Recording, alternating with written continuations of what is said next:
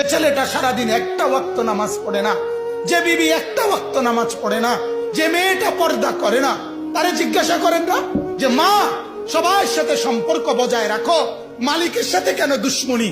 আল্লাহর লগে কি নারাজি হইলা? আল্লাহর সাথে কি দুশ্মনী? আল্লাহর লগে কেন রাগ করলা? কেন রাগ করলা? এই বাপ, তোমরা যারা সেজদা করো না, তোমরা বলো না বাজান, বলো না এই দরদি ভাই চিৎকার করে বললাম, তুমি যদি বলো তোমার পায়ে ধরতে, আমি পায়ে ধরতে রাজি। তুমি যদি বলো তোমারে জড়িয়ে ধরে কাঁদতে, আমি কাঁদতে রাজি।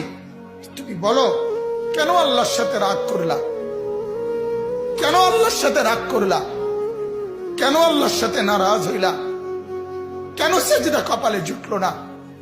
কেন মালিকের সাথে সারাদিনের এত কিছুর বিনিময়ে আল্লাহ তাআলা একটা মিস কল দিলে, 2 সেকেন্ডের একটা মিস কল দিলে বন্ধু তুমি টের